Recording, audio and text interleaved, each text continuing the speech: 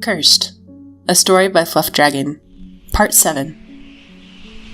Adrienne held a now-awake Marcus closer to herself as Claudius pumped his wings through the damp air, wishing her husband had seen reason and stayed behind.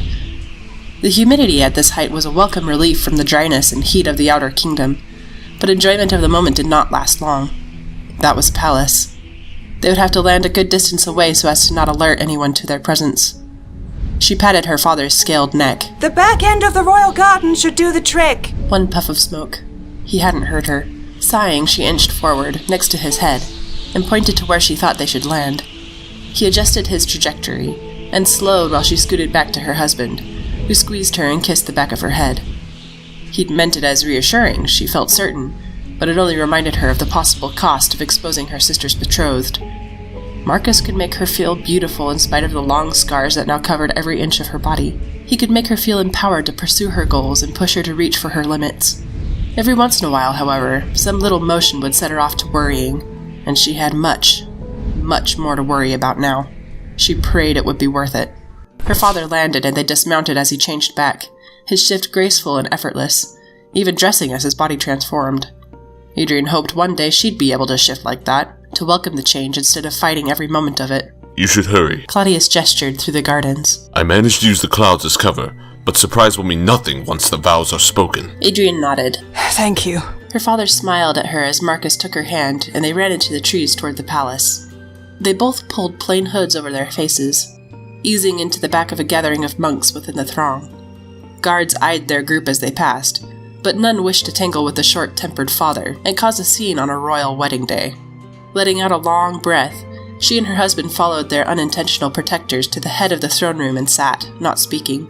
Havard would enter soon, surrounded by guards loyal to her, at least in public, and Adrienne would make her revelation then. It hit.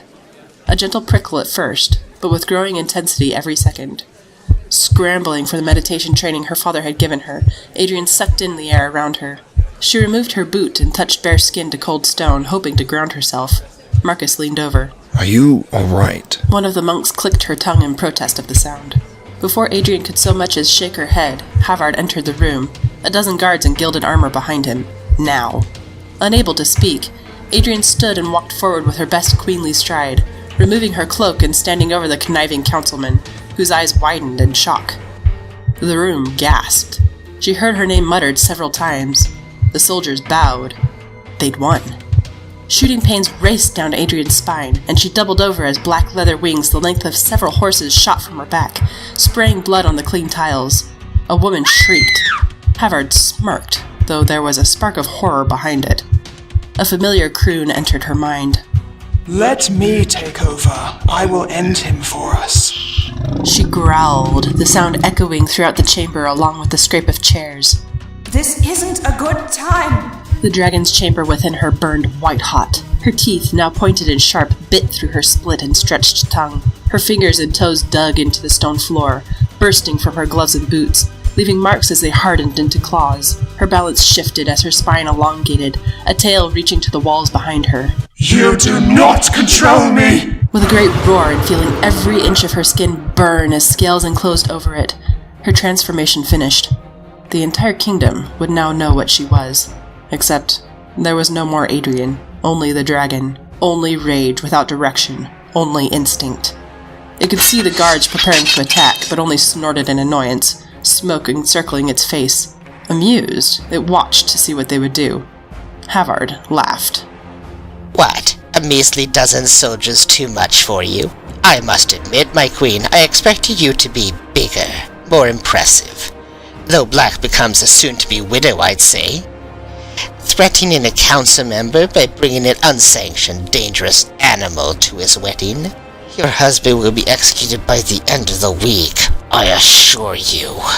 Marcus remained calm as a pair of guards subdued him, tying his hands behind his back and removing his weapons. He looked up at the dragon with searching eyes, but it didn't acknowledge him. Mate crossed its mind, but it couldn't be. He was much too small and weak of a creature to be worthy of its glorious self. Memories swept across its mind, however, and it blinked. Havard's expression fell as he looked between the dragon and Marcus. Remove him! Quickly! But she'd already recognized him. Adrienne snarled. Knowing that she'd be powerless if she changed back, she embraced her dragon half for the first time. Yvonne entered the room and screamed. She looked at her little sister, arched her neck, and lifted her husband from the soldier's grasp, placing him next to her. She spread her wings and roared at those who had threatened her family. To their credit, the soldiers raised their weapons and charged.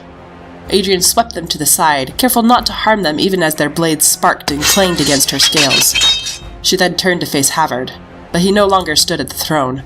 Listening, tasting the air, she at last felt footsteps beneath her and motioned to Marcus where they were headed. He nodded and took off. Stepping forward, she transformed back to her human self, approaching her stunned sister. I'll, need to borrow a dress, Ivy. Is that all right? No. I mean, yes, please put something on, but I thought... So did Marcus. I'm sorry, I didn't exactly have the chance to explain, or I would have. I'll answer all of your questions after we catch that greedy little... Havard. Adrienne quickly washed the blood from her back in the bridal chamber and took Yvonne's mourning dress from its hook. I'm sorry about your wedding. Yvonne shook her head. It was just a business deal. You know how it goes. Besides, I'm sure you had a good reason. If you're actually my sister. What do you mean? I mean, I just saw a dragon turn into a person. How do I know you don't just turn into anything you want? Adrienne sighed, trudging forward and into the palace corridors. Test me on the way. Right now, Marcus needs help. Right. Sure. Just, I'll be watching you, so don't eat anyone, okay? She laughed. Even if I wanted to, which I don't, what would you do about it? Dragons don't really care if, ugly portraits of them pop up around the castle. Nice try. Any one of the servants could have told you that story. Fine. I almost left Marcus at the altar because I was afraid the council would remove me from the throne and I'd disappoint Mother.